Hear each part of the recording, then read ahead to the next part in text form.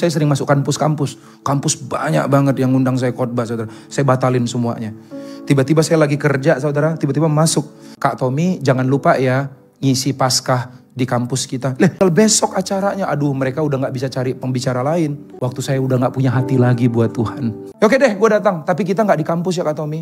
Kita acaranya mahasiswa-mahasiswa semua akan datang ke suatu panti cacat ganda. Nih kelolosan nih jadwal nih. Saya datang. Saya duduk paling depan.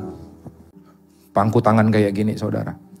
Lalu singkat cerita, si WL-nya udah selesai lagu pujian, penyembahan. Udah waktunya saya khotbah nih, saya udah siap-siap naik. Tiba-tiba si WL-nya cari masalah. Adik-adik, ada yang mau persembahan pujian? Ditanyain. Kan kelamaan jadinya. Saya berdoa dalam nama hati, dalam Yesus. Tidak ada, jangan ada yang mau. Jangan ada yang mau, dalam nama Yesus, jangan ada yang mau. Satu ruangan semuanya angkat tangan.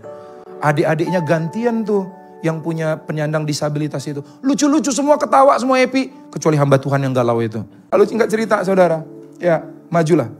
Yang terakhir, siapa yang mau terakhir? Saya berdoa, jangan ada yang mau, jangan ada yang mau. Masih ada yang mau. Ada 2 gadis cilik cantik, usia sekitar 4-5 tahun. Rambutnya pirang, putih cantik banget kayak bule beneran saudara. 2 kembar. Tapi mata mereka dua-duanya putih. Buta. Saya nggak tahu cacat satu lagi apa saudara. Lalu akhirnya mereka bilang mereka mau senyum-senyum, dibawa sama kakaknya maju ke depan. Sambil senyum-senyum maju di depan ini. Dia nyanyi. Kalian mau ngapain? Kami mau nyanyi katanya. Nyanyi lagu apa? Dia nyanyi lagu ini. Serta melihat jalanmu saat ku tak mengerti rencanamu, namun tetap ku pegang janjimu, pengharapanku hanya padamu. Mereka nyanyi lagu itu. Saya yang tadinya ngelihat dengan malas-malesan, air mata saya mulai menetes. Mengalir deras. Sampai akhirnya saya mulai berlutut. Nangis sejadi-jadinya kayak anak kecil meraung-raung di depan di saat mereka lagi nyanyi. Karena saat itu Roh Kudus bicara dengan jelas di hati saya bilang seperti ini. Tommy, kamu manja.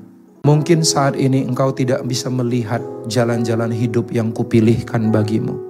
Tapi kau lihat kedua anak itu. Jangankan jalan hidup yang kupilih untuknya. Jalan fisik di depan matanya pun mereka gak bisa lihat.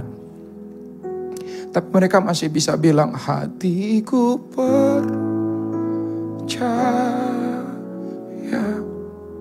Memang proses itu gak enak dalam bertumbuh saudara.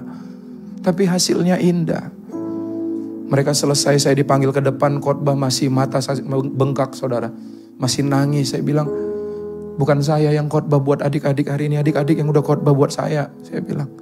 Dan sejak saat itu saya selesaikan khotbah, saya pulang, saya memutuskan untuk kembali kepada Tuhan. Saya doa sama Tuhan, beri aku kekuatan untuk ngelanjutin proses hidup ini. Bantu aku Tuhan, aku gak mau nyerah Tuhan. Dan sejak saat itu, sampai sekarang saya berusaha untuk setia dalam 4 proses ini. Dikecilkan, ngalamin gelap dan sendirian. Dihimpit di saat pengen hidup benar. Dan bahkan di saat udah besar, orang-orang lain yang tadinya pengen makan mimpi saya, sekarang pengen minta pertolongan dari saya.